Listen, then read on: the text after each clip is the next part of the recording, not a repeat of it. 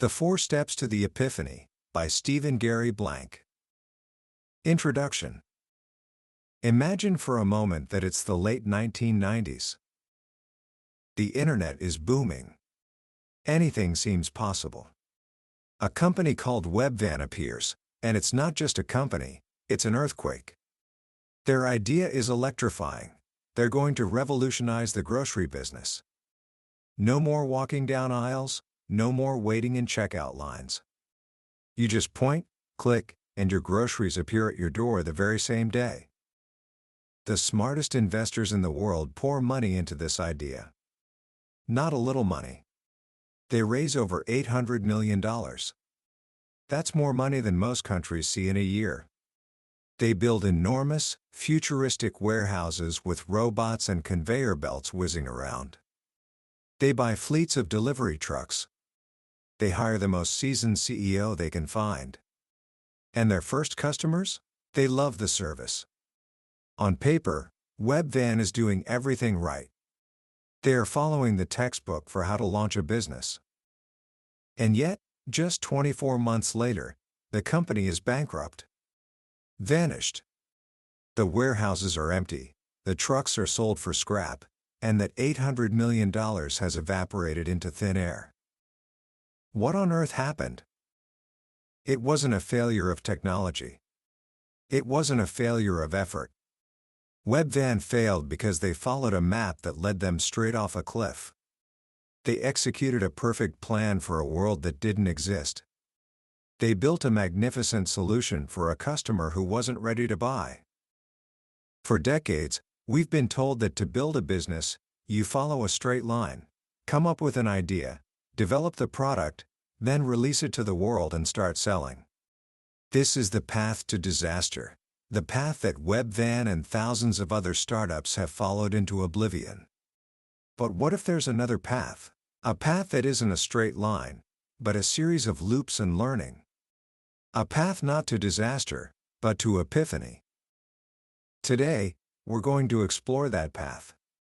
We're going to unpack the wisdom of a man named Stephen Gary Blank, a serial entrepreneur from Silicon Valley who participated in 8 startups himself. Some were spectacular successes, others were, in his words, deep craters. Through those experiences, he discovered a hidden pattern, a secret process that every successful startup, knowingly or not, follows to survive and thrive. He wrote it down in a book called The 4 Steps to the Epiphany, a book that became the quiet Bible of Silicon Valley and launched the entire lean startup movement. I promise you, by the end of our time together, you'll understand the single greatest reason why new products fail. More importantly, you'll have a roadmap, a completely different way of thinking, that can turn a simple idea from a hallucination into a real, lasting, and successful business. This isn't just about startups, it's a profound lesson in listening, learning, and finding your place in the world. Book summary. Every great journey begins with a choice of which road to take. And for entrepreneurs, for anyone with a new idea, there has always been one wide, well-lit, and well-traveled road. It's called the product development model. It's the model taught in business schools and praised by investors. It looks simple, logical, and safe. It's also, as Steve Blank tells us, the path that most often leads directly to destruction. Let's walk down that road for a minute and see where it leads. The product development model has 4 familiar steps. First, there's the concept. You have a brilliant idea, a vision for a product that will change the world. You write a business plan, create a beautiful presentation, and convince investors to give you money. Second, you enter product development. The team hunkers down and starts building. Engineering focuses on features, marketing starts creating brochures and planning the big launch party.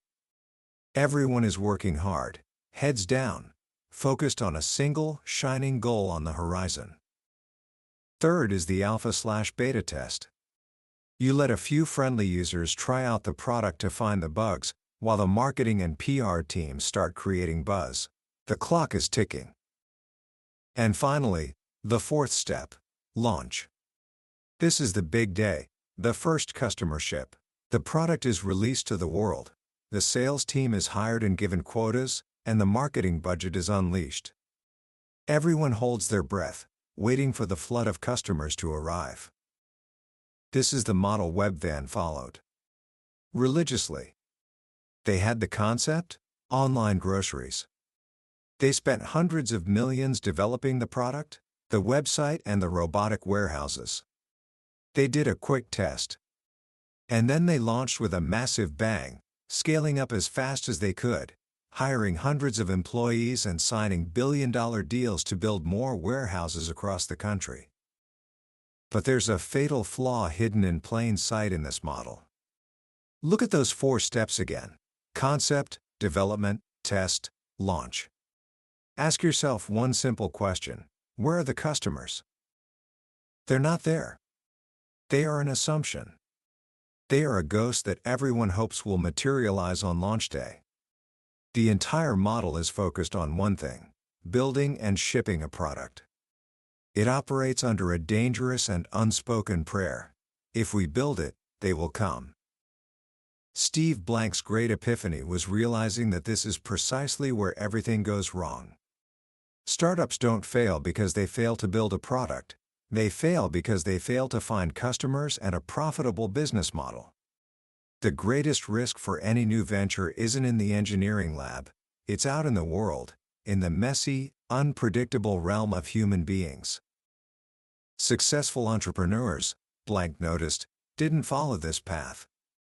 Through trial and error, they had stumbled upon a parallel process, a second, equally important journey. While the product development team was inside the building, turning an idea into a physical thing, this other group was outside the building. Their job wasn't to build, it was to learn. Blank gave this process a name: customer development. And it is the antidote to the path to disaster. To understand this new path, let's look at another story. A man named Rob Forbes was a designer who was deeply frustrated with the furniture industry. He knew that for professionals like himself, getting high-quality, well-designed furniture took months. Customers would constantly tell him, "I wish I could just get this without the wait." So Rob had an idea. He put together a simple print catalog of beautiful furniture that he would keep in stock, ready to ship. He didn't have a website. He didn't have a big marketing budget. He had a catalog and a phone. He named his fledgling company Design Within Reach. When he went to the big venture capitalists for funding, they laughed him out of the room. They said, "No website? Don't you see what companies like Furniture.com are doing? They've raised over $100 million to sell furniture online. That's the future. Come back when you rethink your strategy." But Rob didn't rethink his strategy. He stuck to his guns. Because he wasn't guessing what customers wanted, he was listening to them. He spent his time talking to designers, tuning his catalog to their needs, and scouring the world for unique pieces they would love. He was on the customer development path. Fast forward a few years. Furniture.com, after burning through tens of millions of dollars, was in the dustbin of forgotten failures. And Design Within Reach? It was a thriving, publicly traded company worth hundreds of millions of dollars. Rob Forbes succeeded where Webvan failed because he understood the first, most crucial rule of any new venture, a rule that sits at the very heart of the customer development model. There are no facts inside your building, so get the heck outside. Your idea, your business plan, your financial projections, they are all just a series of untested guesses. Blank calls them hypotheses. The purpose of a startup isn't to execute a business plan. It's to test those hypotheses in front of real, living, breathing people. This is a profound shift in thinking. It changes the goal. The goal is no longer to be right on day one. The goal is to learn as quickly as possible. The customer development model gives us a map for this journey of learning. And just like the old model, it has 4 steps. But these steps are not a straight line. They are a series of iterative loops. It's okay to go backward because going backward means you've learned something. Step 1 is customer discovery. The goal here is simple: to turn your initial hypotheses into facts. You leave the building to discover two things. First, are the problems you think customers have actually real problems they care about? And second, does your product actually solve those problems for them? Notice the order. You test the problem first, not the solution. Before you show someone your amazing new invention, you first have to understand their world. You have to understand their pain. You do this not by running focus groups or sending out surveys. You do it by having face-to-face conversations. You listen. You ask questions. You try to understand a day in the life of your potential customer. In this step, you're not looking for just any customer. You are searching for a very special breed of person. Blank calls them early evangelists. An early evangelist isn't just someone who thinks your idea is cool. They are people who have a problem so painful that they are actively trying to solve it right now. They've cobbled together their own makeshift solution out of spreadsheets and duct tape. They have a vision for a better way, and when they hear about your product, a light goes on. They don't just see a product, they see a solution to their burning problem. And most importantly, they have a budget or the authority to find one. Let's use Blank's example.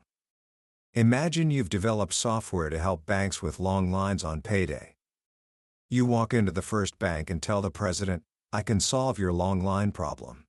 If he replies, "What problem?" he is not your customer. He has what's called a latent need. He might have a problem, but he doesn't know it or care about it.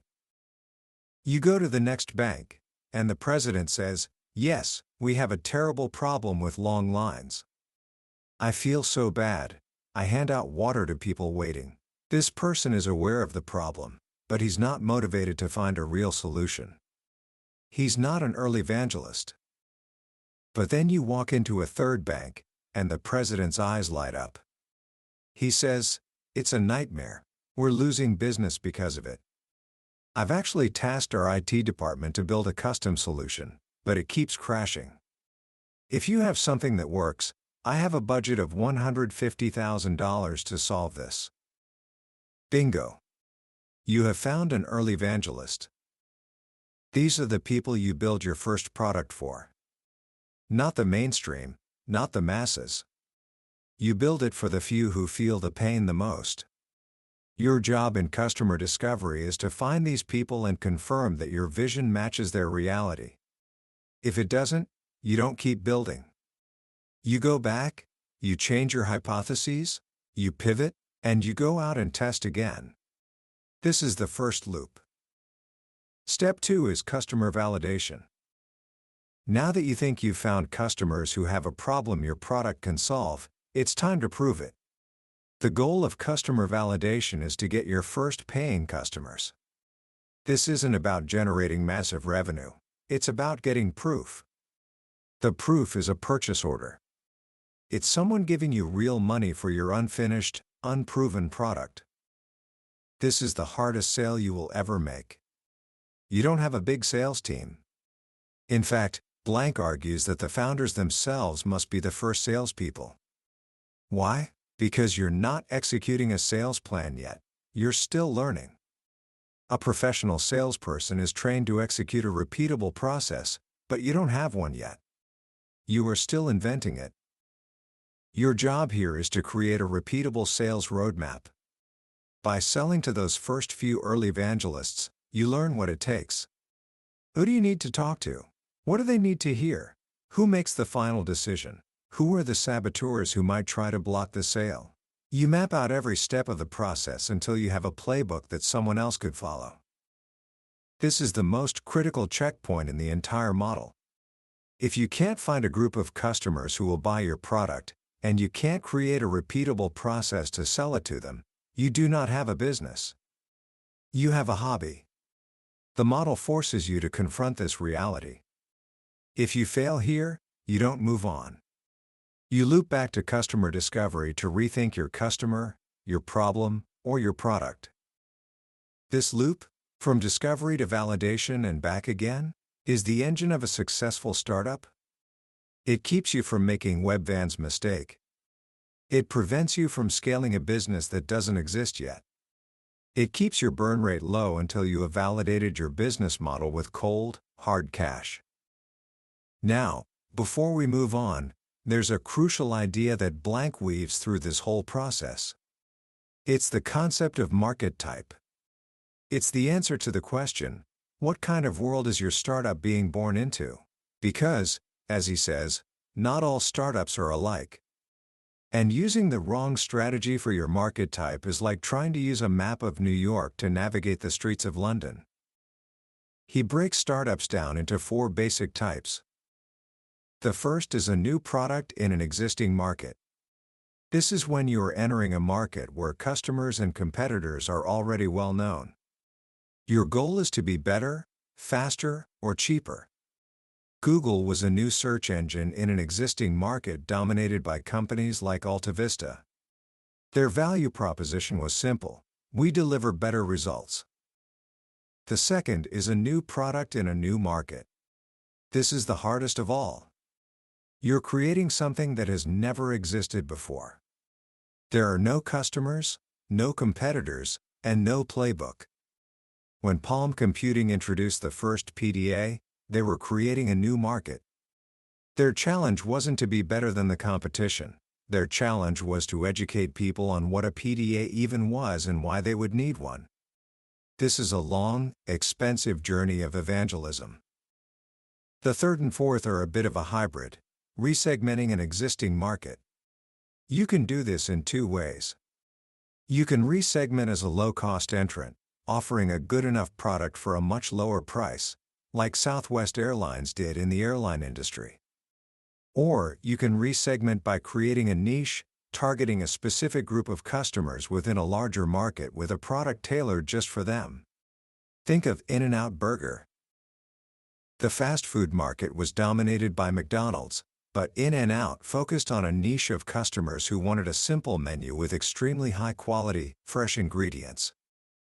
Why does market type matter so much? Because it changes everything. It changes who your customers are, how you talk to them, how fast you can expect to grow, and how much money you'll need. The strategy that makes Handspring a huge success in an existing PDA market would have bankrupted Palm when they were creating a new market just a few years earlier, even though it was the same team. You have to know what game you're playing.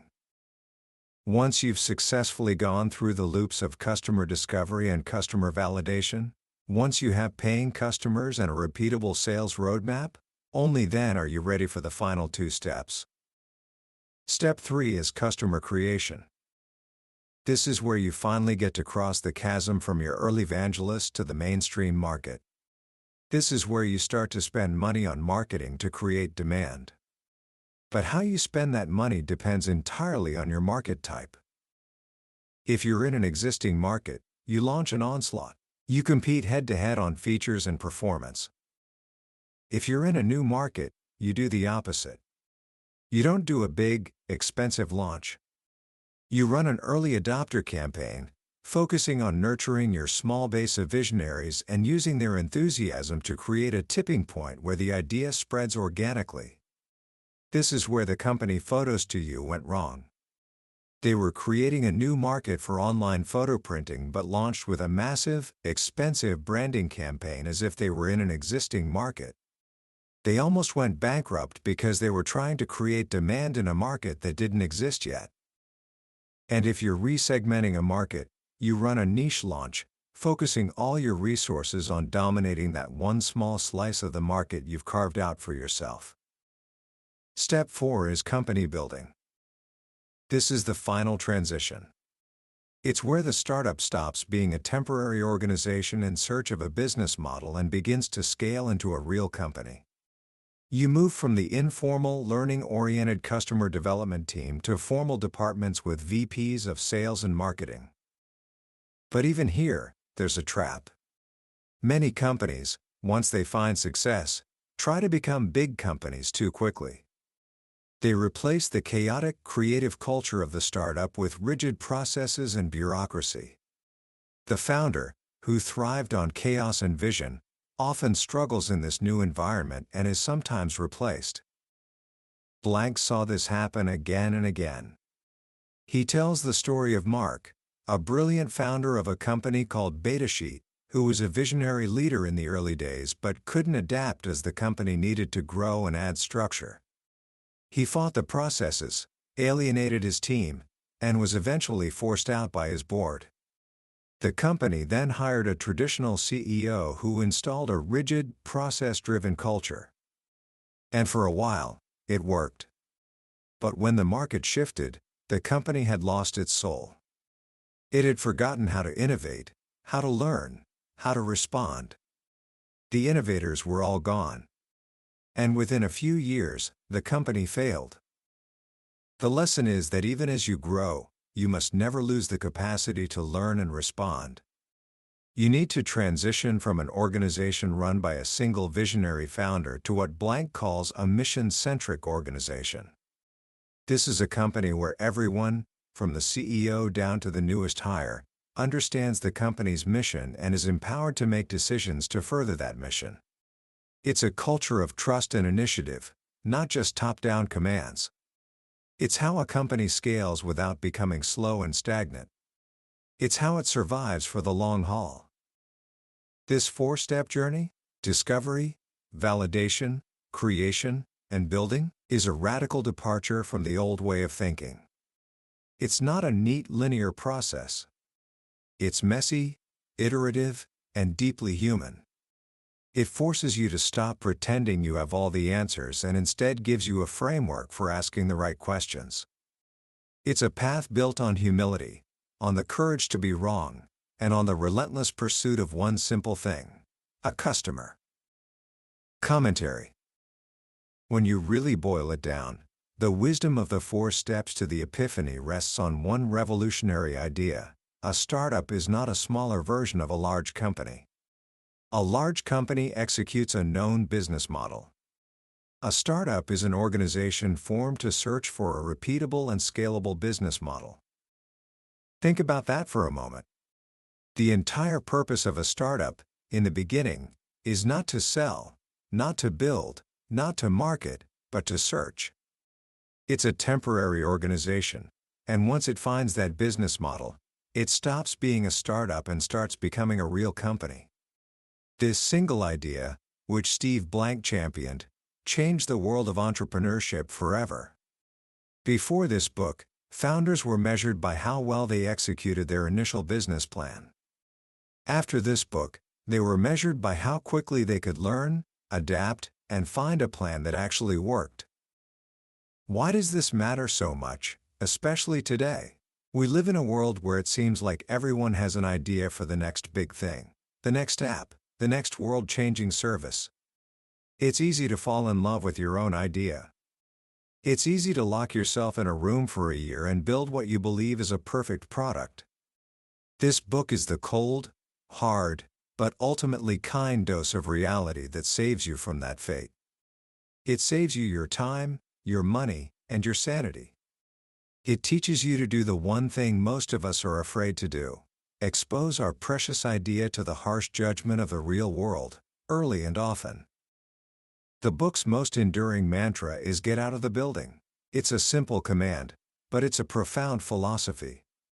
It's about humility. It's about recognizing that the answers aren't in your head, they're not in your spreadsheet, they're out there, with the people you hope to serve. It encourages you to fall in love with the customer's problem, not with your solution. Because if you deeply understand the problem, you can always change the solution. But if you only love your solution, and nobody has the problem, you have nothing. So, how can you apply this today, right now? Here are 3 simple actions inspired by the book. First, take your idea, whatever it is, and do what Blank calls the hypothesis test.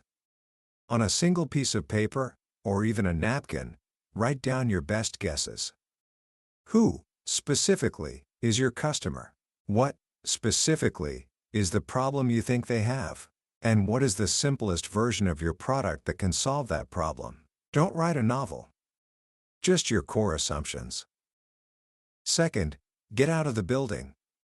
Find 5 people who fit the customer profile you just wrote down. Don't try to sell them anything. In fact, don't even mention your product at first. Your only goal is to have a conversation about their problems. Ask them about their world. Ask them what the most frustrating part of their day is, related to the problem you're trying to solve. Just listen. Your goal is not to be right, your goal is to learn. You will learn more in those 5 conversations than in 6 months of building a product in isolation.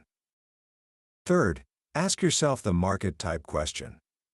When you look at your idea, are you entering an existing market, creating a new one, or trying to resegment an old one?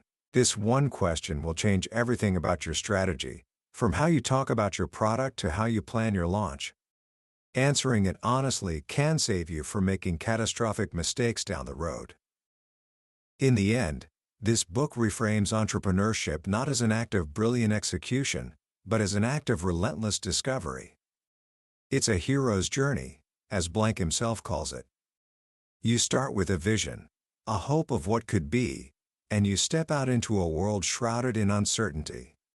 There will be obstacles, hardships, and disasters along the way. But with this book, you have a map. It's not a map that shows you a straight, easy road, because that road doesn't exist. It's a map that teaches you how to navigate the fog, how to learn from the dead ends, and how, step by step, to find your way to that moment of epiphany, the moment you finally find your customers, and in doing so, find your business. That was a summary of the 4 Steps to the Epiphany by Stephen Gary Blank. We've walked through the core ideas today, but I have to be honest with you. A summary is like looking at a map of a beautiful national park.